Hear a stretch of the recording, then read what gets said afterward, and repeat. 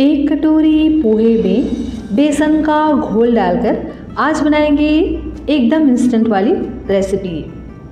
अगर घर में आए अचानक मेहमान तो भी इस रेसिपी को आप बना सकते हैं। सुपर क्रिस्पी बन करके ये तैयार होता है और साथ ही सुपर टेस्टी भी बनता है और साथ ही ये बनाने में भी बहुत ही आसान है। हेलो एवरीवन, रितुस रियल रेसिपीज़ में आपका स्वागत है। फ्रेंड्स, आज मैं आपके साथ शेयर कर रही हूँ पोहा और बेसन से बनने वाली सुपर क्रिस्पी नए नाश्ते की रेसिपी जो इंस्टेंट तरीके से बन जाता है। तो चलिए फ्रेंड्स, इसे बनाना स्टार्ट करते हैं। इस रेसिपी को बनाने के लिए मैंने यहाँ पर लिया है 1 कटोरी पोहा। तो कोई सा भी पोहा आप यूज़ कर सकते हैं, मोटा वाला या पतला वाला।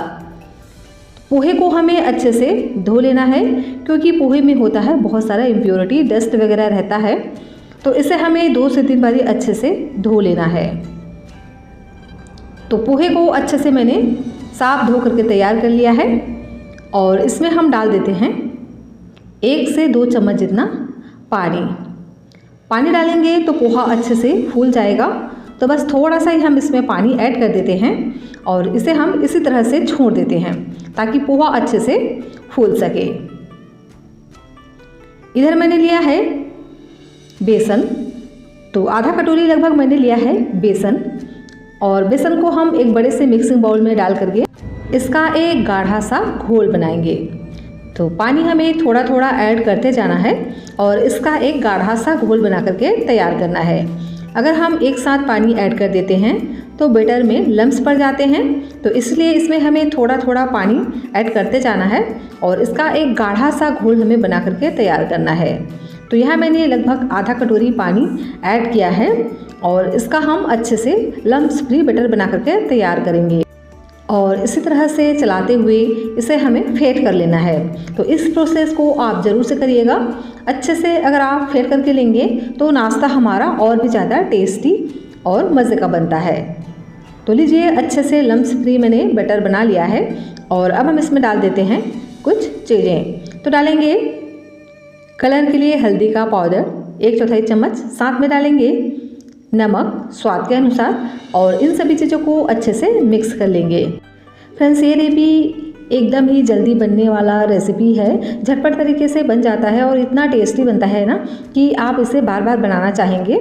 और इसका क्रंच मैं आपको दिखाऊंगी कि कितना क्रंची बन करके तैयार होता है। शाम का समय एक ऐसा समय होता है ना जब हमें एकदम जल्दी से भूख लग जाता है और ऐसे में समझ में नहीं आता है कि क्या बनाएं कि झटपट से बन जाए और खाने में टेस्टी भी हो और मज़ेदार लगे। तो इस रेसिपी को आप शाम की छोटी मोटी भूख के लिए भी बना सकते हैं। बहुत ही टेस्टी और एकदम सुपर क्रिस्पी बन करके तैयार होगा अगर आप इसे इस तरह से बनाएंगे तो इसके लिए क्या करना होगा, इसके लिए देखिए जो हमारा पोहा है वो भी अच्छे से फूल चुका है। तो अब हम क्या करेंगे, पोहे में डाल देंगे बेसन के घोल को और इन दोनों को हम अच्छे से मिक्स कर लेंगे और इसे मिक्स कर लेने के बाद इसे हम डाल देंगे मिक्सर के ग्राइंडर में और इसे हमें अच्छे से ग्राइंड कर लेना है। तो उससे पहले हम इसमें कुछ चीज़ें ऐड कर देते हैं जिससे ये और भी ज़्यादा फ्लेवरफुल बने। तो इसके लिए मैंने यहाँ पर 1 इंच जितना अदरक लिया है। अदरक को भी हम इसी के साथ ही में ऐड कर देंगे और साथ ही यहाँ मैंने लिया है मूंग की दाल। इसे मैंने अच्छे से धोकर 1 घंटे के लिए भिगा लिया था। इससे नाश्ता और भी ज़्यादा क्रिस्पी और ज़्यादा टेस्टी बनता है, लेकिन ये ऑप्शनल है। अगर आप इंस्टेंट बनाना चाहें तो आप इसे स्किप कर सकते हैं। तो मैंने इसको इसी में ऐड कर दिया है और ये भीगी हुई मूंग की दाल है, देख ही सकते हैं ना। तो इसे भी हम इसी के साथ ही में ऐड कर देंगे और साथ ही डाल देते हैं मटर। तो अभी तो मटर का सीज़न चल रहा है तो इसलिए मैंने इसमें ऐड कर दिया है। आप चाहें तो इसे भी स्किप कर सकते हैं और सिर्फ पोहा और बेसन से भी इस रेसिपी को झटपट तरीके से बना सकते हैं। तो अब हम इसमें ऐड कर देते हैं ताज़ा हरा धनिया। इससे टेस्ट बहुत ही बढ़िया आएगा और पानी वगैरह हम इसमें बिल्कुल भी नहीं डालेंगे और इसे हम अच्छे से इसी तरह से ग्राइंड कर लेंगे। तो देखिए, बहुत ज़्यादा इसको हमें एकदम फाइन चिकना पेस्ट जैसे नहीं बनाना है। हल्का सा इस तरह से दरदरा सा रखेंगे ना तो इसका टेक्सचर बहुत ही बढ़िया आता है, दिखने में भी बहुत ही ज़्यादा बढ़िया इसका लुक रहता है। देखिएगा, ये रेसिपी आपको बहुत ही ज़्यादा पसंद आएगा। जब ये अच्छे से पीस जाए तो उसके बाद इसे हम निकाल लेंगे एक बड़े से मिक्सिंग बाउल में और अब हम इसमें डाल देते हैं कुछ चीज़ें। तो डालेंगे आधा छोटा चम्मच जीरा, थोड़ा सा डाल देते हैं चिली फ्लेक्स और साथ ही ऐड करेंगे भुने हुए जीरे का पाउडर। इससे टेस्ट बहुत ही बढ़िया आता है। साथ ही ऐड करेंगे तीखे के लिए हरी मिर्च। तो मैंने यहाँ पर 2 हरी मिर्च का इस्तेमाल किया है। आपको जितना पसंद हो आप उतना ऐड कर सकते हैं, या आपके घर में छोटे बच्चे हैं तो आप इसे स्किप भी कर सकते हैं। साथ ही ऐड कर देते हैं प्याज। तो यहाँ मैंने एक मीडियम साइज़ के प्याज को इस तरह से बारीक बारीक कट कर लिया है। इसे भी हम इसी के साथ ही में ऐड कर देंगे। और अब मैंने लिया है आलू।